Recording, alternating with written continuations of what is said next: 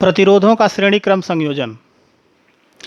प्रतिरोधों को, जैसे ये प्रतिरोध R1 है, R2 है, R3 है, इन तीनों प्रतिरोधों को पहले प्रतिरोध के दूसरे सिरे को दूसरे के पहले से और दूसरे के दूसरे सिरे को तीसरे के पहले से जोड़ा गया है, और तीसरे का लास्ट एंड जो है बैटरी के नेगेटिव टर्मिनल की के थ्रू होते हुए और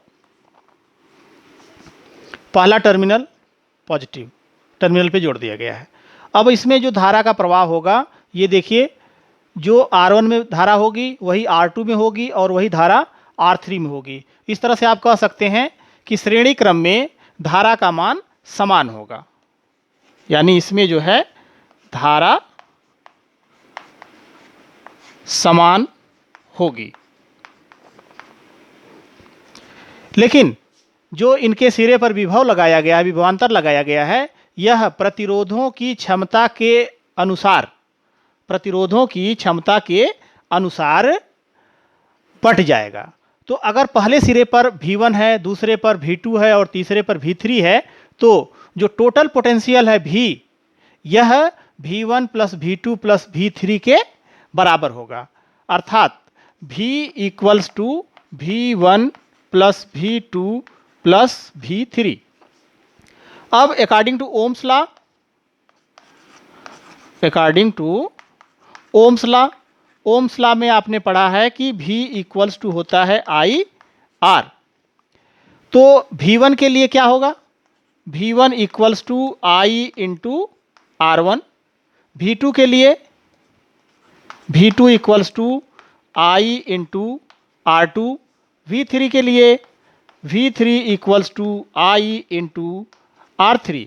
तो इस तरह से आप कह सकते हैं कि V equals to I R1 plus I R2 plus I R3। I को कॉमन ले लीजिए, तो R1 plus R2 plus R3, ये हो गया V। अब I को डिवाइड कर दीजिए, तो V upon I equals to R1 plus R2 plus R3। यह टोटल पोटेंशियल और टोटल करंट है, इसलिए इसका जो अनुपात होगा यह सर्किट का टोटल प्रतिरोध होगा। अर्थात इसे सीरीज में हम लिखेंगे RS, S stands for series, श्रेणी क्रम में।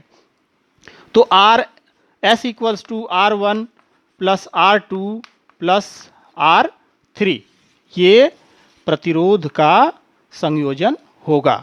अब देखिए यहाँ पर जो आपने निकाला, अब R1, R2, R3 को अगर हम एक सर्किट मान लें तो ये हो गया हमारा RS, और ये सर्किट हो गई हमारी, ये V हो गया और ये कुंजी हो गई और ये RS हो गया। अब हमारी टोटल सर्किट जो है कुछ ऐसे बनेगी।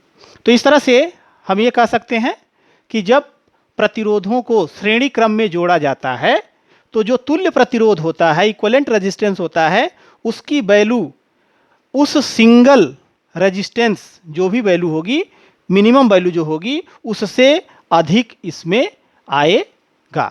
तो अगर 3 प्रतिरोध हैं, 4 हैं, 5 हैं, तो इन जनरलाइज हम ये कह सकते हैं कि जो RS है ये summation R I equals to 1 to N ऐसे दिखाया जाता है। इसका मतलब ये होता है कि RS equal to R1 plus R2 plus R3 plus R4 dot dot dot dot so on.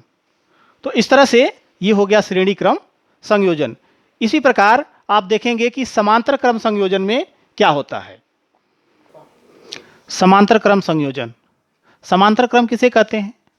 जब 2 या 2 से अधिक प्रतिरोधों के पहले सिरे को एक जगह और दूसरे सिरे को दूसरी जगह जोड़ते हैं तो ऐसे क्रम को समांतर क्रम कहते हैं। जैसे देखें, R1, R2, R3 ये 3 प्रतिरोध हैं, इनके पहले सिरे को एक जगह जोड़ा गया है।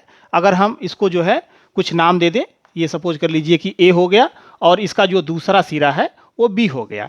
तो पहला सिरा A पर जुड़ा हुआ है, दूसरा सिरा B पर जुड़ा हुआ है, और A और B के बीच में पोटेंशियल डिफरेंस भी लगाया गया है जो कि कुंजी के थ्रू जुड़ा हुआ है। अब यहाँ पर आप देखें कि इस परिपथ में जो V के द्वारा धारा दी जा रही है वो I है, तो यह I जब A पर जाएगी तो 3 भागों में बंट जाएगी, I1, I2, I3। ये धारा समान नहीं होगी, ये इस पे निर्भर करेगा कि तीनों प्रतिरोधों के मान क्या हैं। अब I1, I2, I3 धारा और फिर यहाँ पर मिल करके धारा I हो जाएगी और फिर I धारा ये बाहर की तरफ आ जाएगी। तो इसमें आपने देखा कि धारा जो है वह बंट गई, लेकिन पोटेंशियल का क्या होगा?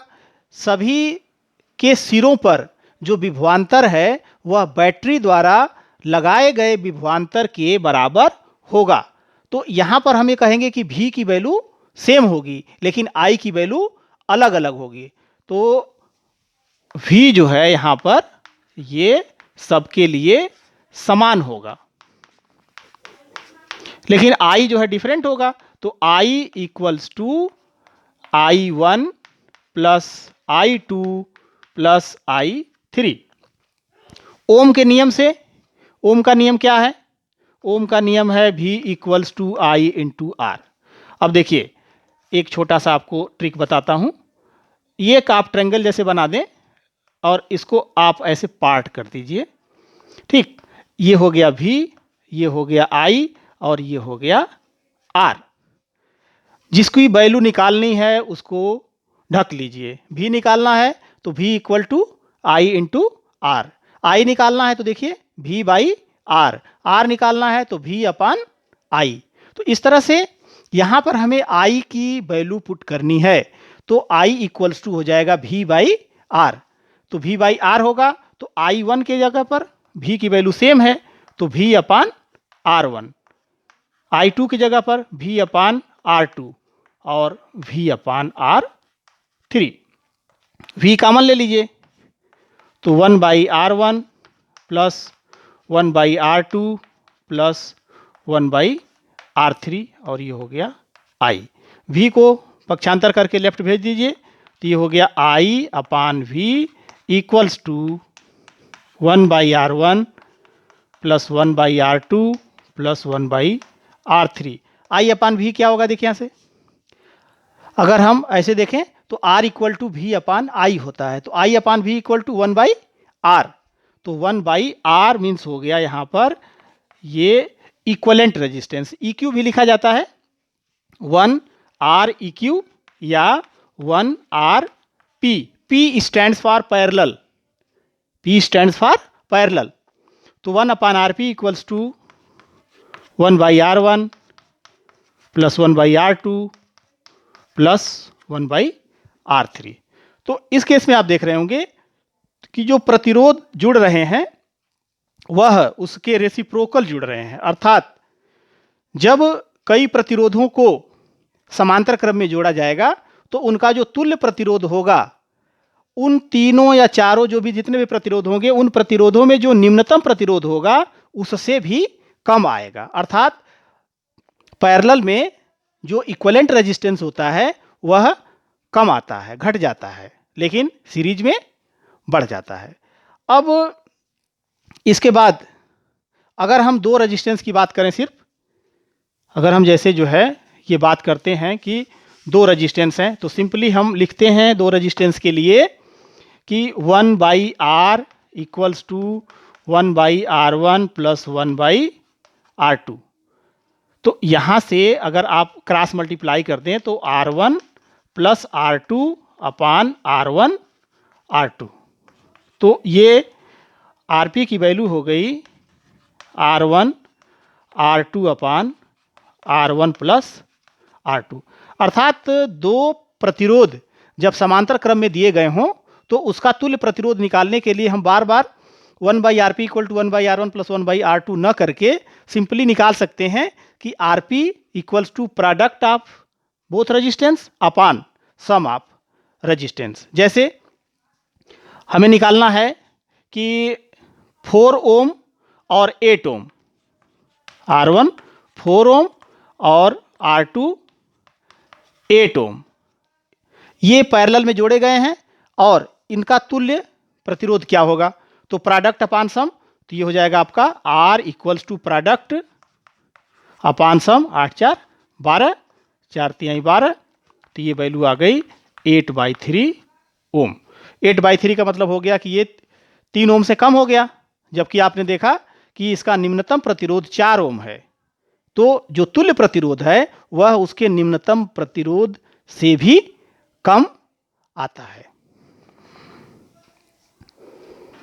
तार को खींचने पर प्रतिरोध पर प्रभाव। जैसे एक कोई तार है, इसका प्रतिरोध R1 है, इसकी लंबाई L1 है और इसका अनुप्रस्थ काट का क्षेत्रफल A1 है।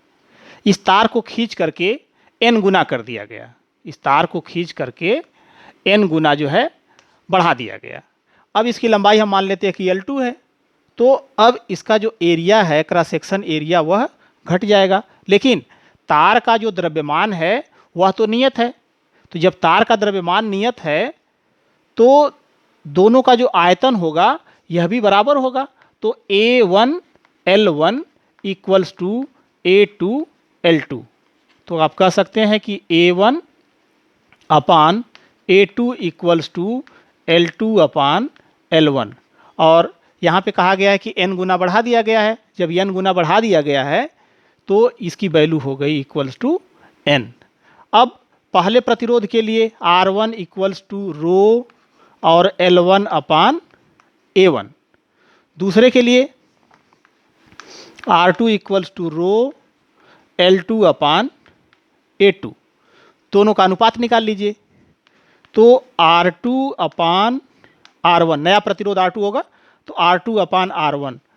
अब ये देखिए, ये हो गया आपका रो L2 अपान A2 रो L1 अपान A1। रो कैंसिल हो गया और ये हो गया आपका L2 अपान L1।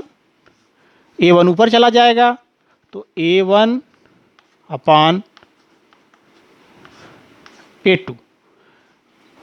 अब ये वैल्यू हो गई R2/R1 इक्वल्स टू L2/L1 कितना है, n के बराबर है, तो equals to n। A1 upon A2, A1 upon A2 भी L के बराबर है, L2/L1 के बराबर, दैट इज n। तो ये भी हो गया n, अर्थात n स्क्वायर। तो जो नया प्रतिरोध है R2, ये हो गया n स्क्वायर R। तो इस तरह से आपने देखा कि अगर तार की लंबाई n गुना बढ़ा दी जाती है तो उसका प्रतिरोध n स्क्वायर गुना बढ़ जाता है।